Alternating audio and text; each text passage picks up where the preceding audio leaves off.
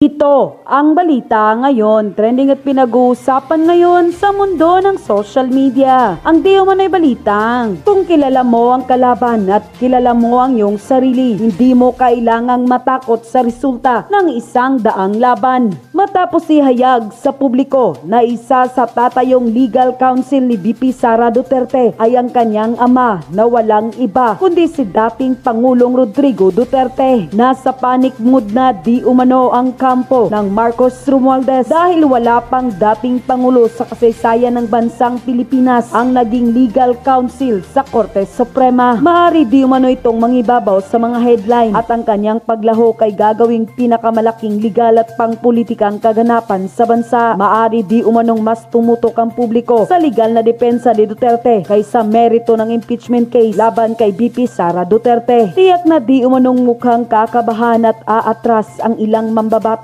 at Kongreso dahil sa husay at galing ng legal counsel ni VP Sara. Gaano kaya ito katotoo mga kababayan? Tapos ang balita na isa sa tatayong legal counsel ni VP Sara Duterte ay ang dating Pangulong Rodrigo Duterte laban sa kanyang impeachment trial. Tiyak na di umanong kakabahan at di umano'y aatras ang mga kumakalaban dito. Ayon pa sa post ni Chinglo sa social media, The Art of War, the Marcos Romualdez camp is in panic mood because no former president in this country's history has ever acted as legal counsel in the Supreme Court until now. Just imagine Attorney Rodrigo Roa Duterte wearing a judicial gown and personally appearing as VP Sara Duterte's lawyer would be a highly unusual event, making it a major media spectacle. It could dominate headlines, and his involvement would make it the biggest legal and political event in the country. The public might focus more on Duterte's legal defense than on the merits of impeachment case. Why? For several reasons. He has a strong legal experience and subvert inside knowledge. For entering politics, Digong was a prosecutor for many years. His courtroom skills will be an asset in framing the case, and he knows how to navigate legal battles. He understands fully the Philippine judiciary. Having appointed 12 of the 15 sitting justices, he is familiar with their legal perspective and reasoning style. This knowledge allows him to craft arguments tailored to specific justices' tendency. He is the best political strategist. Sumagot na po ang isang Associate Justice ng Supreme Court, ex-Associate Justice, at sinabi niyang mukhang imposible ang impeachment na ito. Bakit to? Mukhang may problema dito sa impeachment trial ni VP Sara Duterte. Bakit to? Yan ang aalamin natin sa balita na ito. Kasi napaka-importanting maunawaan natin kung ano ba talaga nangyayari dito sa impeachment trial ni VP Sara Duterte. Alamin po natin sa balita na ito. Pasok, pasok, pasok! Maaring ipagpatuloy ng Senado sa darating na 20th Congress ang paglilitis sa impeachment na sisimulan nito ngayong ika-19 na Kongreso. Nako? Ito ang binigyan diin ni dating Commission on Elections Commissioner Rene Sarmiento Nako? sa isinagawang forum ng UP College of Law at Malcolm Foundation kahapon. Nako? The Supreme Court saying that it has not become a functus officio insofar as non-legislative function. Meaning outside of legislation, it has a continuing function. It could be convening as a canvassing board. It could even be serving as an impeachment court. Kahit recess pa ang Senado, maaari nitong ipagpatuloy ang impeachment trial. Further proceed, or in the Tagalog version of the 87 Constitution, dapat agad isunod. Ito ang sagot ni Rene Sarmiento. Hindi po ito yung tinutukoy kong Associate Justice, ha? Hindi po ito, iba-iba. Ito kasi nagkaroon po ng parang pagpupulong ang mga eksperto pagdating po dito sa impeachment trial. So nagkita-kita po sila dyan sa UP College of Law at pinag-usapan po nila ito. Ang opinion ni Rene Sarmiento, dating membro ng 1986 Constitutional Commission, ay maaring ituloy na. Okay, ibig sabihin yung sinasabi niya, kinakatigan niya yung sinabi ni Pimentel na pwede silang ituloy na yung impeachment, yung ura-uradang impeachment. Sumasang-ayon siya dito, ha? Nagbigay siya ng example. Although importante yung kanyang idea, yung kanyang insight, pero mas importante yung susunod. Is a novel addition in the 1987 Constitution on impeachment, not found in the 1935 in ordinary meaning. As constitutionally interpreted, it means right away. It means immediately. Walang patumpik-tumpik. Walang alinlangan. Gawin kaagad. Salungat naman ito sa paniniwala ni dating Ombudsman at Supreme Court Ayan yan. Ito dating Ombudsman at Supreme Court Associate Justice. O so mas ano ho ito, mas sa tingin ko maalam ito at hindi ho ito kampi kay Duterte. Kumukontra to kay Duterte noon Justice Conchita Carpio Morales. Given that, I believe that impeachment cannot be constituted during recess. This does not mean that during recess, the Senate cannot call for special session. Yan. So sinasabi niya, since ngayon ay recess, iba alam naman natin, recess, lunch, merienda. Recess ang Senado, hindi maaari. Hindi daw maaari magpatuloy ngayon, ha? Kaya malabo daw, ha? Ito. But this is prescribed by so many limitations, including only on urgent legislative matters. Pwede daw magpatuloy. Ibig sabihin, kasi yan sinasabi nila. Pwede naman mag-convene at sinasabi na, hindi, kailangan mag-convene na yan. Pwede yan. Sabi niya, pwede mag-convene. Ito ang kondisyon. And given that, among others, and given that impeachment is not included as among the reasons why special session can be conducted, my conclusion is that no impeachment proceedings or this impeachment trial cannot be conducted. Ayan malinaw sinasabi niya, no. Hindi maaari na mag-convene ngayon special session for the sake of the impeachment. Bakit? Pwede lang mangyari yan kung maibang mga dahilan, not the impeachment. Malinaw yung sinasabi. Sino ho ba ito si Conchita Carpio Morales? Siya po ay retired Filipino Supreme Court Associate Justice ng Supreme Court yan. Imagine niyo and former Ombudsman of the Philippines. Mukhang mataas talaga itong madam na to. She served as an Associate Justice from 2002 to 2011. Was later appointed as Ombudsman from 2011 to 2018. For her strong stance against corruption, she led several high-profile investigations, including cases against government officials. Ito, makinig. She is also the aunt of former Supreme Court Chief Justice Lucas Bersamin, who later became Executive Secretary under Marcos. Ano daw po siya? Siya po ay auntie ni Bersamin. Mantakin mo, ibig sabihin. Malayo sa malayo, napapaboro ito sa mga Duterte, malabo po.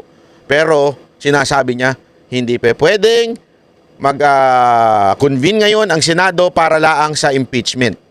Malinaw na malinaw po yun. Hindi pa pwede. Hindi pwede magpatawag ng special session ang Senado para lamang sa impeachment. Ito nga ang kinatataka ko Ito napakatarantado rin talaga nitong kamera na ito, no?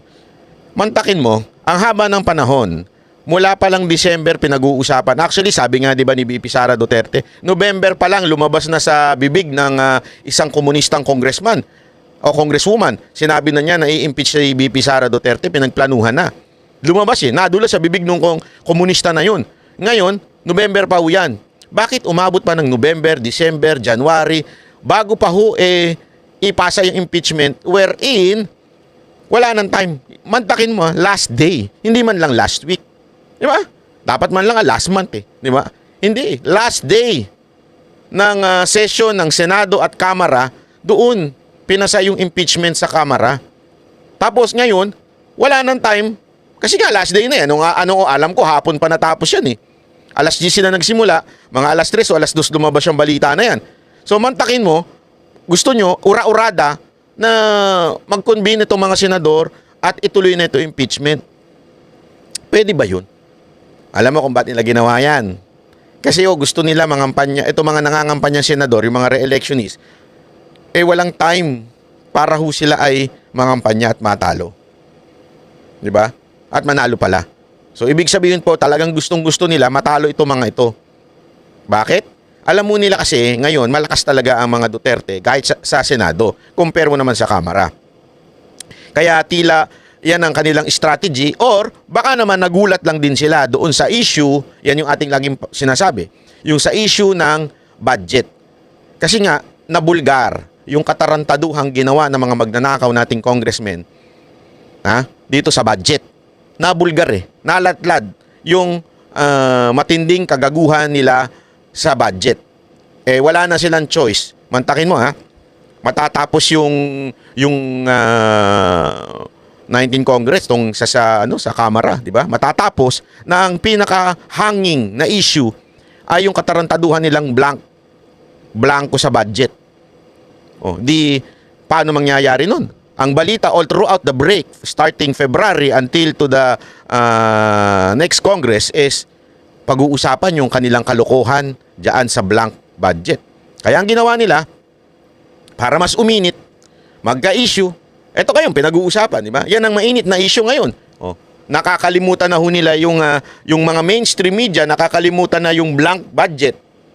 Na sa totoo lang, yun naman na mas importante. Yun ang may tama sa sikmura ng bawat Pilipino. Anong pakialam ng mga Pilipino sa impeachment?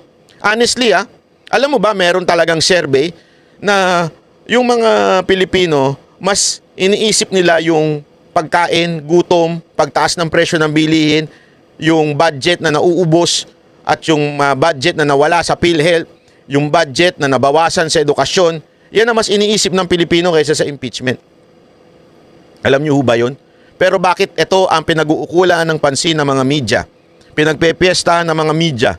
Hindi alamin, isipin mo there were already a decision, hindi naman decision pala, parang kautusan mula sa Supreme Court.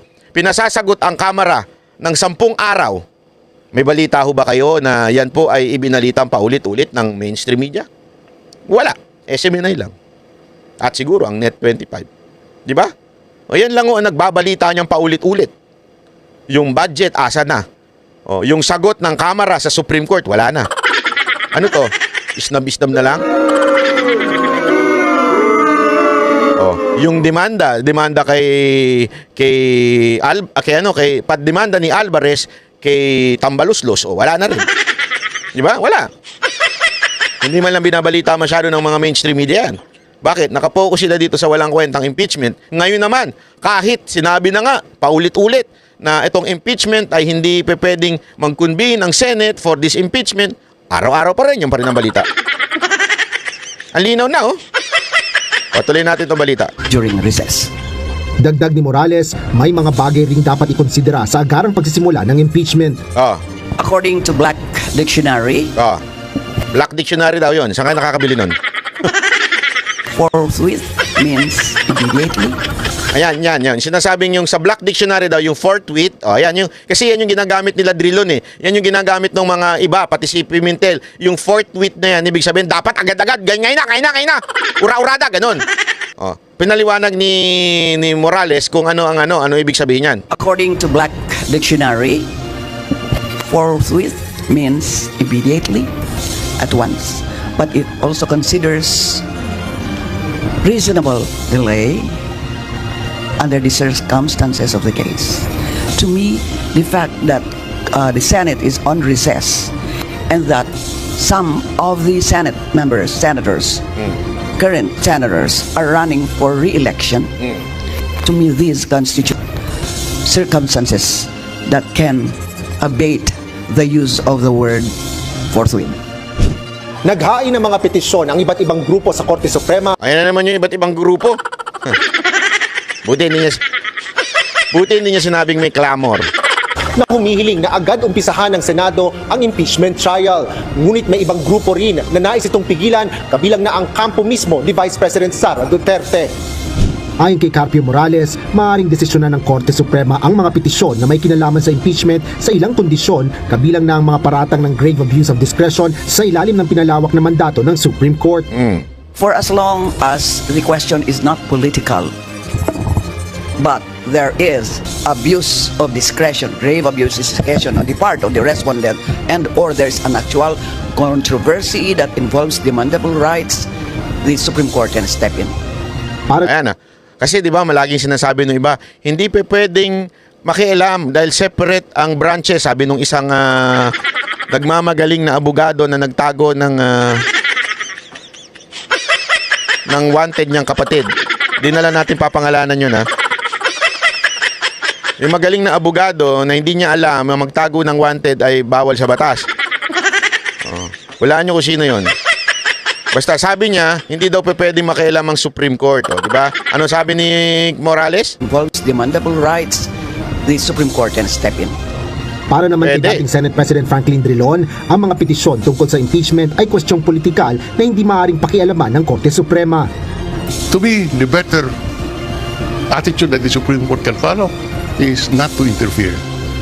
Let this be treated as a political question and therefore leave it to the judgment of the Senate asking or acting as an impeachment court to decide on Huwag kang this. magmagaling.